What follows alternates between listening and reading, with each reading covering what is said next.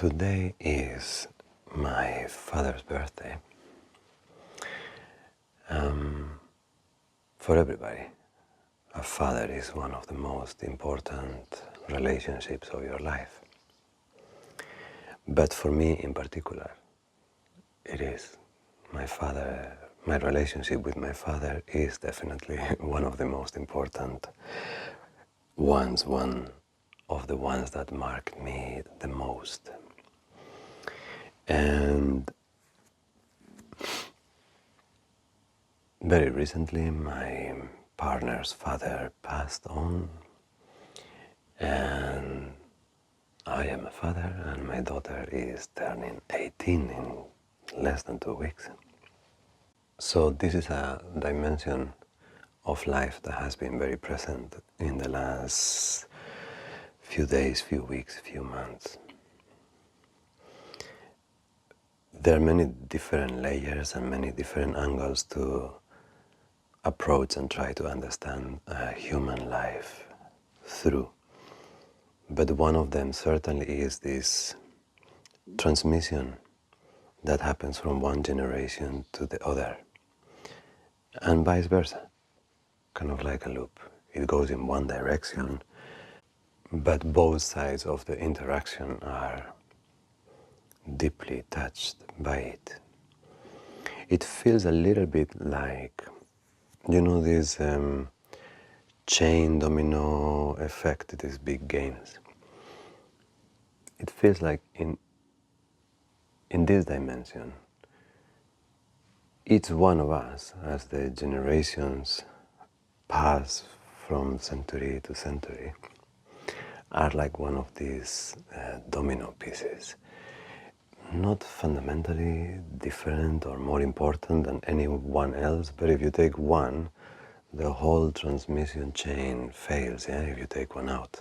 So all of us, in whichever role we play in that intergenerational bridging, and this does not reduce itself to parenthood. We touch previous and posterior generations in a number of ways. You can be a single person without any kids and still be fundamental for what you are passing on simply to the field through your conscious interaction with it. But beyond that, through the endless, continuous interaction with one another, in whichever role, in whichever situation, in whichever moment, each human interaction is precious. Each human interaction is an opportunity for love. And through one moment or another, when we cross in the street an elderly person or a child, or we have a moment where we are painfully aware of the distance with someone that is maybe 10 or 15 years younger. In those moments then, sometimes there is this pause to reflection where you see yourself changing and your life passing, and you reflect on this, on what do we learn and what do we pass on. And that inevitably takes you into a time travel through memory lane. And we find ourselves going back to childhood, going back to the different events and the people that somehow meant something to us, and how did that touch us and what passed on to the next. So I have spent quite some time in the last few days, weeks, in my childhood, and in particular with my father.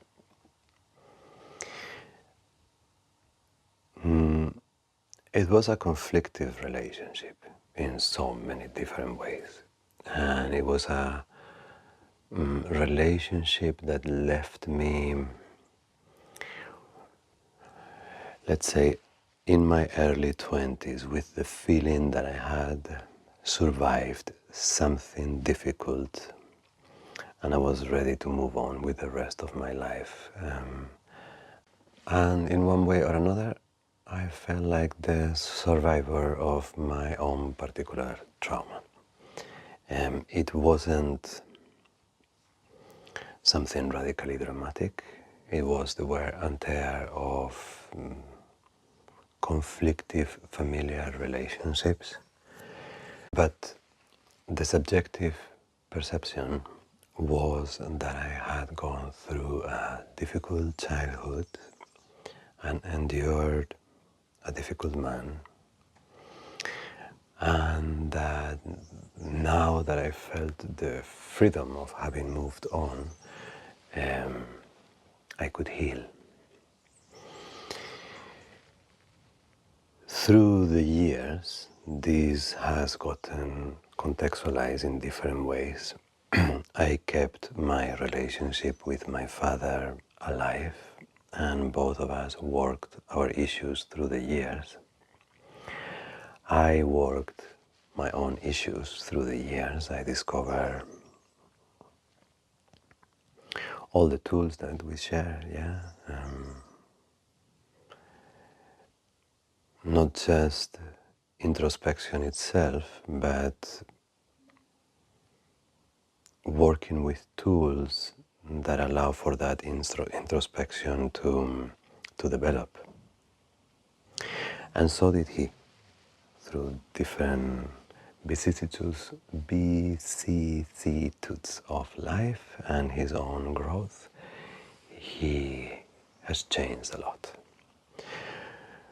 So the man that is speaking to you right now does not have the same impression of a monolithic, difficult childhood anymore. That perception of the past has gotten contextualized, matured, and enriched with nuance, like life does to us. And I have been able to reconnect with so much of the beauty that I was unable to appreciate when some of the traumatic experiences were happening simultaneously alongside.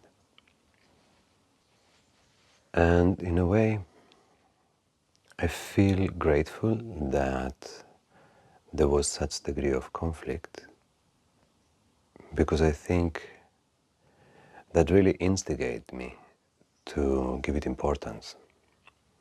I think maybe if it had been just your average annoying homestead, but it was more than that, and yet it was less than people beating each other up and appearing in the newspaper. So it occupied this middle space between, okay, it's enough intense that you need to look at this closely, but the intensity is not fully destroying you. It's not fully destroying anyone involved in the affair. So it created a lot of friction for a long time and gave me enough space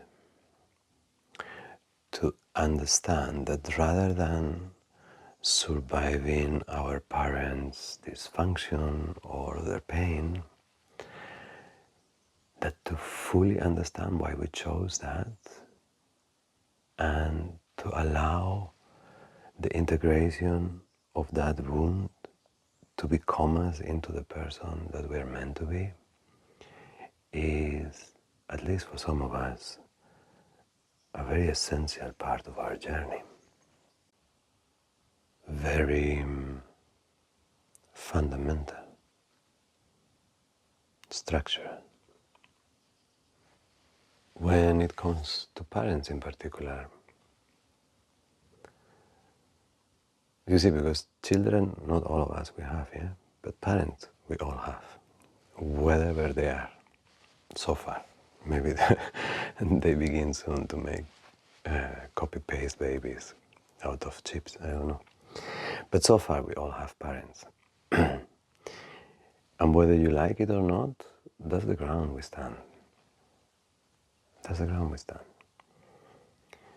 Like sometimes when I think of just 1, 2 generations previous, the things that our parents needed to do so that we can play the way we play. Now in New Year's, my parents were here, and we were looking at some rocks that I have in the garden that I was making a terrace with, and ever so casually my father described how in the quarry that he was working when he was 13 years old, the stones that he would have to lift were double the size than those, and he started telling stories. You know, those were the times. Imagine any of us or any of our kids having to go and pick up stones in a quarry, not because they want to build muscle, yeah, but because of necessity, because the family needs the money. Or the generation of the women in my mother's generation, the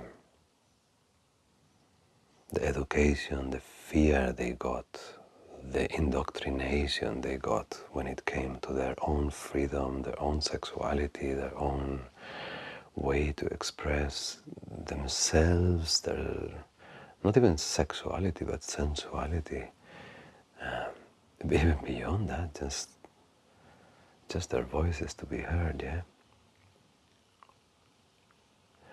And this pain is somewhat digested, but also somewhat not fully digested. And then they have kids.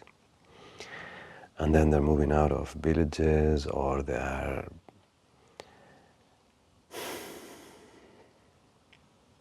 still fully aware of the possibility of scarcity.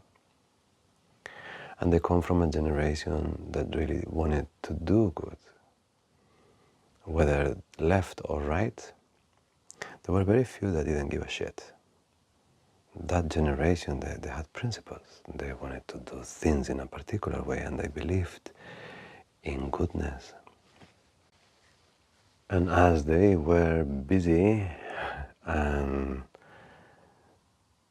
transitioning from a really different time in history to the one that we live now, and very confused, they had children. And they passed on what they could. And so much of it was fucking amazing. And so much of it was absolute toxic garbage.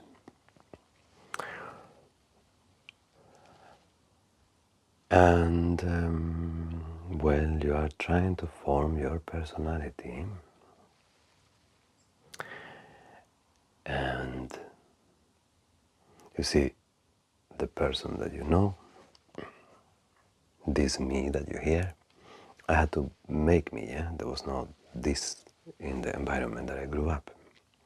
So the friction that I felt from the person that I was supposed to be in the eyes of everybody, and the environment, the cultural environment where I grew up, the distance between that man in a suit to what I knew that was coming from me, it's the pain that I felt and the pain that made me.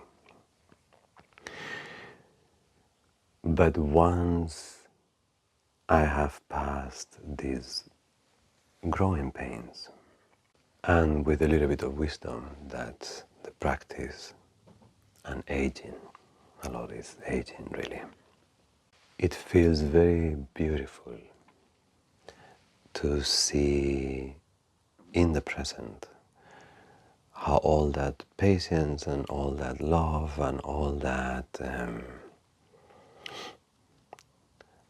subtle appreciation has slowly evolved into a very beautiful experience of love when the generations meet. And whether it's in person or through phone communication, it's beautiful. And it's beautiful now for a number of years. And I still remember the time where I didn't know if it was ever going to be beautiful. So I deeply rejoice in my relationship with my father at the moment.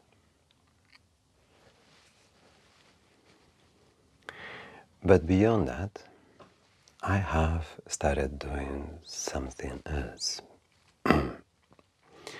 And the first parts, or the first steps, the first times it happened, it was actually spontaneous. It was in meditation. There were a couple of times where doing Shavasana or during meditation, an image of my childhood would come where the way I was remembering it was inaccurate. It had much more darkness on top of it. Or I would remember memories, positive memories, beautiful positive memories that had been locked away for a long time behind the bad ones. And what is interesting is that memories are not in the past. The past does not really exist. You see, everything is always happening now, and then somehow the now is ever changing, so we create this artificial sequencing that we call time to just contextualize it and understand it. But when we say a memory, it is actually something that I can access now in my consciousness, and that is connected to a particular way of looking at reality. So and they create their own narratives. If I have a narrative that I survived my childhood, it is acting in the way I look at life, in the way I behave in my everyday relationships from the basement, and it somehow is coloring my experience of life altogether, entirely. Or even if the memory is not associated with a person, but is associated with a time in life where I felt ugly, stupid, I don't know, like a bad person.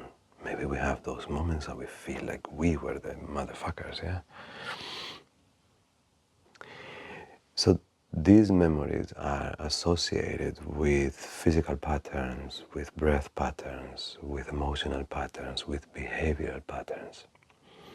So through the discovery of some of my memories being inaccurate, I have come into the habit to,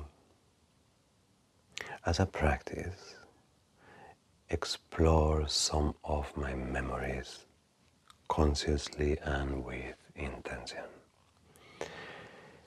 Usually a memory will appear at some part of my day, and if I have the space, if I'm walking, if I'm driving, if it's in a moment that is accessible, I will pause for a little bit and walk around that memory. That time period, those feelings, see if there is anything that from here can help me to look at that memory in the light of wisdom, in the light of love, in the light of healing the intergenerational wound that we keep passing from one to another. And if in the moment I don't have the time, or if for whichever reason the memory is making me relive something of weight, a feeling that carries momentum within, then I will bring it to practice. And in practice, for this kind of work, you have to use a number of elements and you have to make it very intuitive. You visualize yourself in the space, but beyond that, you want to see kind of like the story of each individual that might be in that space. If anyone is expressing fear or pain, or if there is conflict, what brought that person to that conflict? What kind of cultural background was there at the time? What is their family lineage, history?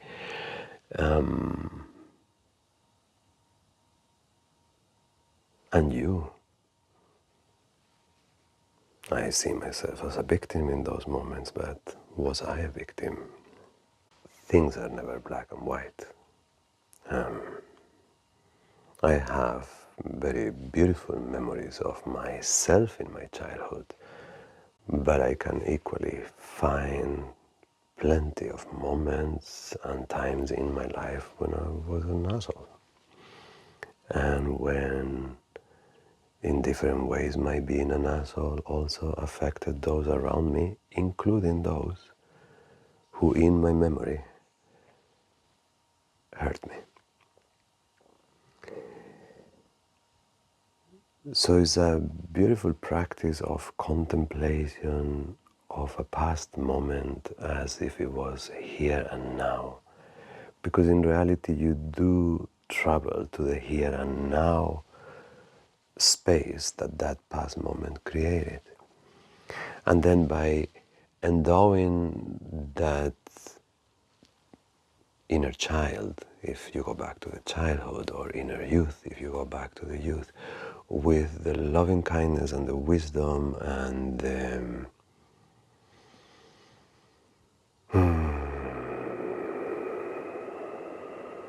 maturity to understand how important this is. I think this is really the fuel for this kind of work, when you realize how important it is.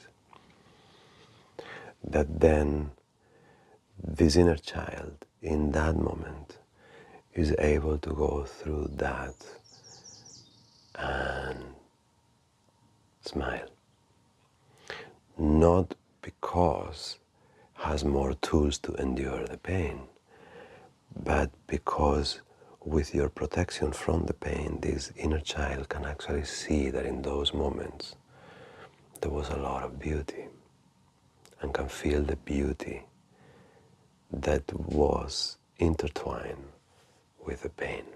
Something that sometimes we need to block from the memory to be able to heal the pain.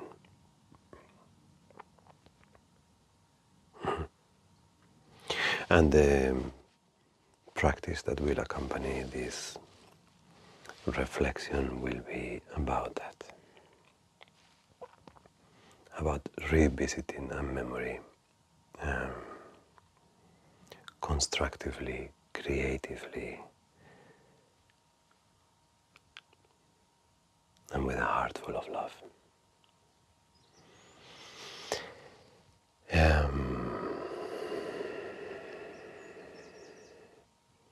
Yeah. If you don't have at the moment a very good relationship with your parents or your children,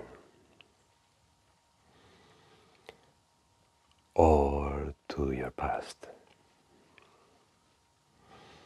I'd say, on the one hand, keep trying.